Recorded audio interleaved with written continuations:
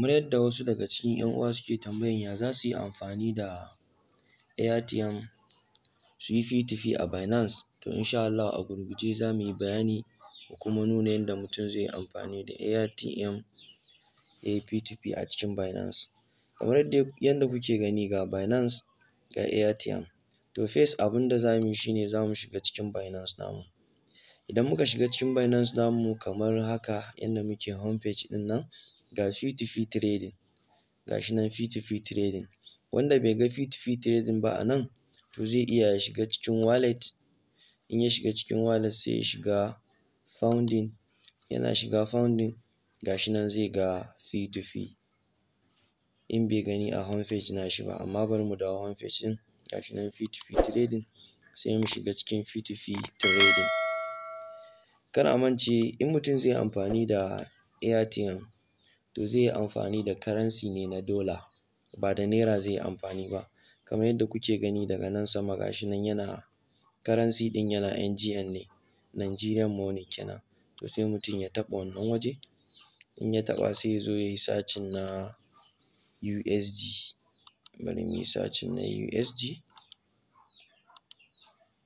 Ga shi nan USD. Sai mu yi selecting nashi.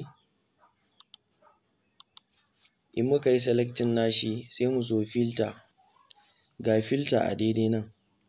Sai mutum ya shiga wannan filter ɗin. A nan payment method da muke gani ga Airtm, ga shi nan Airtm, sai mutum ya taɓa. In ya taɓa sai ya zo ya yi confirm. In ka ce confirm, to duk waɗannan merchant ɗin waɗanda suke amfani da Airtm ne. Kaf ɗinsu wannan suke amfani da Airtm ne. To misali za mu siya USDT ne na USDT guda 100. Za mu iya mu koma filter. Idan muka koma filter a nan mu ƙaddara dala 100 ne za mu yi amfani da shi, sai mu sa $100. Ga shi nan mun sa $100. Sai mu ce confirm. Idan muka ce confirm, waɗannan da muke gani duk yawancinsu daga kan $20 dai, ga shi nan $100 da waye da makamantansu. To kamar yadda kuma ga shi nan muna ta ganin restricted da yawa, ya za mu yi? Za mu iya mu dawo filter ɗin nan. In mun dawo filter sai mu rufe wannan only show ads from merchant. Za mu iya mu rufe shi sai mu yi confirming. In mun yi confirming za mu iya samun waɗanda ba a yi restricted nasu da yawa ba. To ga shi nan wannan na farko ɗin nan wai LZ, ga shi limit nashi daga $10 zuwa $127. To mu kuma za mu siya na $100 ne. A nan sai mu zo mu rubuta $100 namu. Ga shi nan mun rubuta $100. Ga abin da za mu yi receiving quantity namu, za mu yi receiving 99.90 USDT. Sai mu ce buy with zero fee.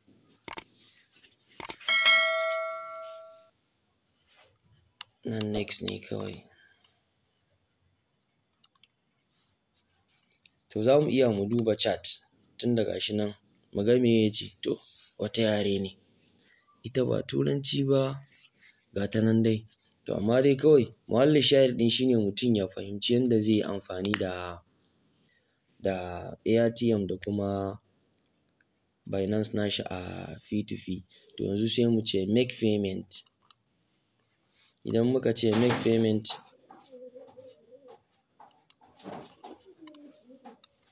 ga shi nan Airtm na email nashi, sai mu zo mu kwafa.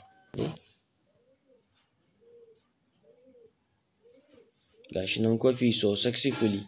To sai mu yi minimizing, sai mu shiga cikin Airtm namu. Kuma kar shi instantly yake tafiya, mutum bai da matsala. Sai mu ce send. A daidai nan sai mu yi pasting email ɗin nan. Ga shi nan. To ga shi nan ina pasting, in kun lura a wannan turancin existing Airtm. Ga shi nan sun rubuta existing Airtm. Kawai sai mu je next. Afwan, ga shi nan next. Sai mu ce next. To a nan $100 dama muka sami shi, sai mu saka $100. Da zarar mun sa $100 ɗin nan sai mu sake next. Gashi insufficient balance. To mutum yana next kawai abu na gaba da zai nuna mishi a daidai nan wurin zai nuna maka inda wajen narration zaka ɗan rubuta wani abun da zaka rubuta. Kana rubutawa kawai sai ka ce send. Kana cewa send abun da zaka yi kawai sai ka dawo, saboda shi instantly yake tafiya.